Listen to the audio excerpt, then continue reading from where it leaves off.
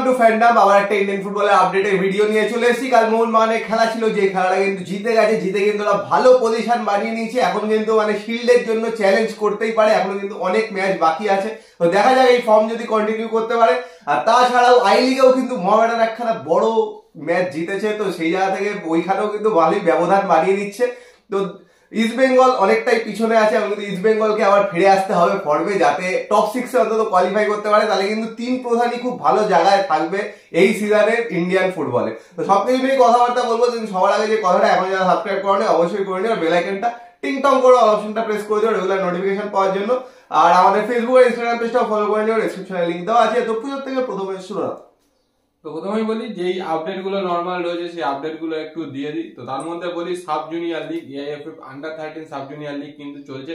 তো আগের দিন বলেছিলাম যে যেভাবে প্রথম দিন যেটা শুরু হয়েছিল সেদিনকে রেজাল্টও বলেছিলাম। তো আজকে সকাল সকাল কিন্তু একটা ডার্বি ছিল, under 13 derby, Mohun Bagan super giant versus east Bengal FC. তো সেই ম্যাচটাতে কিন্তু ইস্ট বেঙ্গল আন্ডার 13 টিম 2-0 গোলে জিতেছে।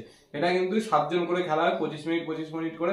এছাড়া আজকে আরো দুটো সাব জুনিয়রের খেলা রয়েছে, একটা হচ্ছে Mohammedan versus Bengal football academy এবং united sports versus Bidhannagar municipal sports academy.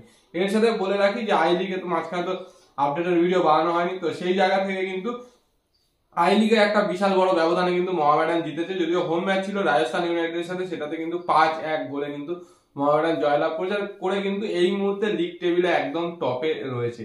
League টেবিলে কিন্তু টপে রয়েছে, কিন্তু একটা কথা বলে দিই, ব্যবধানটা হয়তো অনেকটা বেশি, কিন্তু পরের যে দুটো টিম আছে তারা কিন্তু একটা করে ম্যাচ কম খেলেছে। এবার যদি ধরেও নি তারা জেতে, তাহলেও কিন্তু মোহামেডান একটা ব্যবধান বানিয়ে রাখবে, কিন্তু ব্যবধানটা হয়তো কম হতে পারে। তো তোমাদের আগে বলে দিই টেবিলটা, মোহামেডান এই মুহূর্তে 1 নম্বরে 14 ম্যাচ খেলে 31 পয়েন্টে আছে।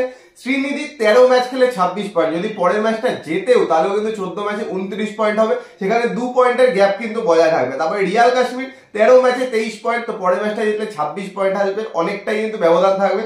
তো এখনো কিন্তু লিডটা ধরে রেখেছে। সিজন ব্রেকের পরে যখন শুরু হয়েছে তখন কিন্তু মোহামেডান খারাপ পারফরমেন্সের জন্য ব্যবধানটা কিন্তু আরো বেশি ছিল, একটু কমে এসেছে, কিন্তু তবুও কিন্তু ব্যবধান আছে। তো এরকম যদি ফর্মে খেলতে পারে, আগে যেরকম 5 গোল মেরেছে, তাহলে কিন্তু এইবার চ্যাম্পিয়ন হতেই পারে। 14টা ম্যাচ কিন্তু হয়ে গেছে, আর 10টা ম্যাচ বাকি আছে। এই 10টা ম্যাচে কিন্তু কনসিস্টেন্টলি পারফর্ম করতে হবে।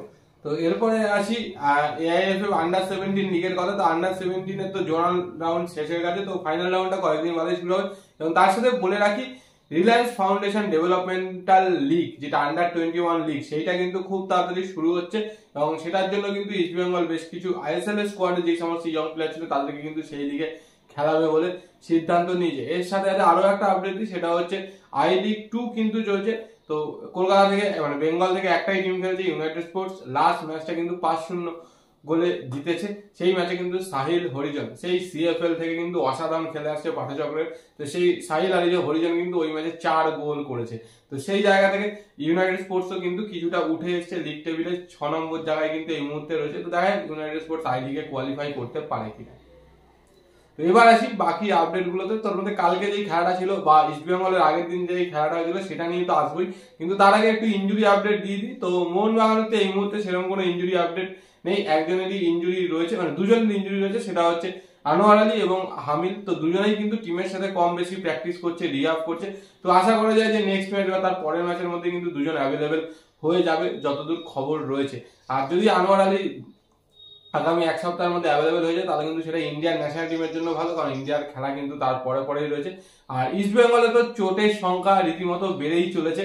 সল ক্রেসপোর ইঞ্জুরি হলো, মোটামুটি 4 সপ্তাহের জন্য বাইরে, এরকম একটা খবর বা যা আপডেট ছিল সেটাই কিন্তু ছিল। তার সাথে আবার শোনা যাচ্ছে যে পারদোর যা ইঞ্জুরি, পারদোরও নাকি 1 মাসের মতো বাইরে। তো একটার পর একটা বিদেশি চোট খাচ্ছে, বেরিয়ে যাচ্ছে। ইন্ডিয়ান প্লেয়াররা কার্ডের জন্য আগের দিন কার্ডের জন্য ক্রেডিট খেলতে পারে, তো সেখান থেকে কিন্তু খুব সমস্যার বিষয়।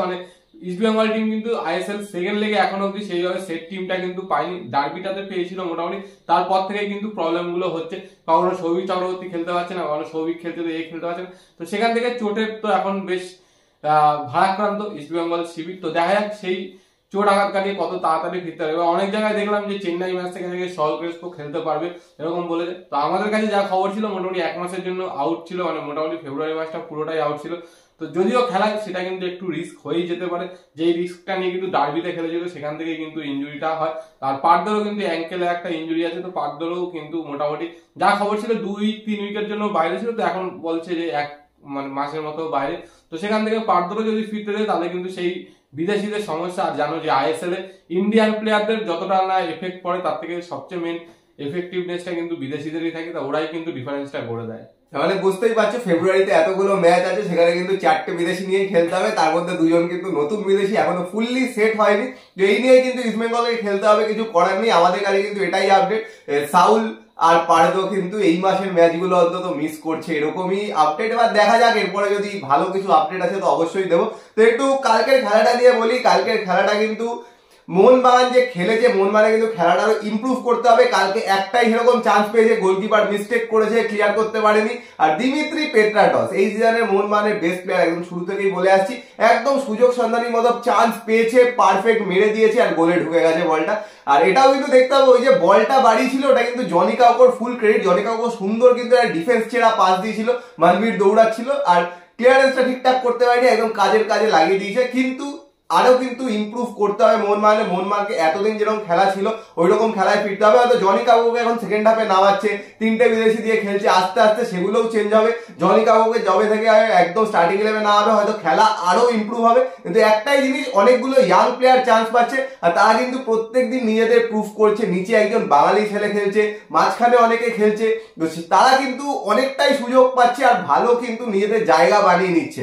এরপরে কিন্তু মানে খুব সুবিধা হবে মোহনবাগানের কোনো প্লেয়ার ইনজুর্ড হলে, কারণ এদের যে এক্সপিরিয়েন্সটা গেইন করে দিচ্ছে এগুলো কিন্তু পরে খুব কাজে লাগবে। তো এই মুহূর্তে বলে দিই, গোয়ার সাথে কিন্তু একটা বিশাল বড় ব্যবধান ছিল আর এই ম্যাচটা জিতে সেই ব্যবধানটা কিন্তু মোহনবাগান কমিয়ে নিল, যেটার জন্য শুরুতে বলে এবার কিন্তু শিল্ডের জন্য চ্যালেঞ্জ করতেই পারে। তো টেবিলে প্রথমে উড়িষ্যা আছে, কিন্তু উড়িষ্যা কিন্তু 15টা ম্যাচ খেলেছে, 15টা ম্যাচ খেলে 31 পয়েন্ট।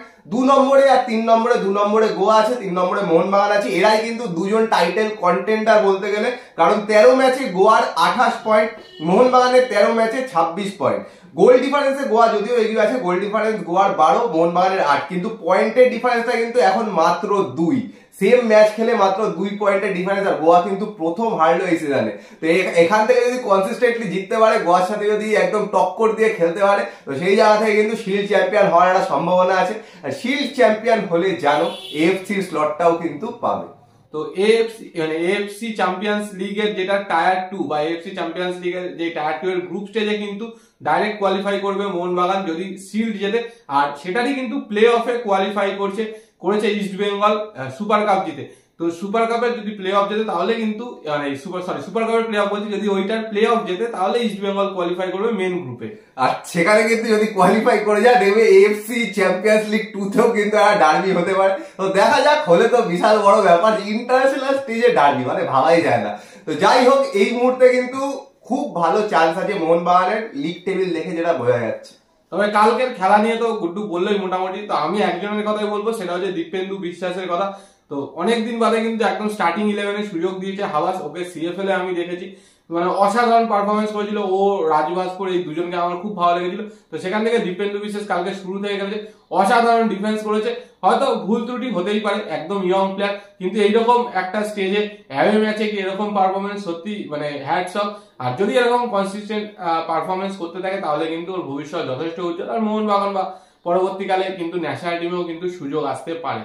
তো যা যা আপডেট ছিল পুরো বলে দেওয়া, তোমাদের কি বক্তব্য কমেন্ট বক্সে কমেন্ট করে জানাও। ভিডিওটা পছন্দ হলে লাইক করে দিও, শেয়ার করে দিও, আর চ্যানেলটা অবশ্যই সাবস্ক্রাইব করে দিও, আর বেল আইকনটা টিং টং করে দাও রেগুলার নোটিফিকেশন পাওয়ার জন্য। চলো এখনের জন্য টাটা।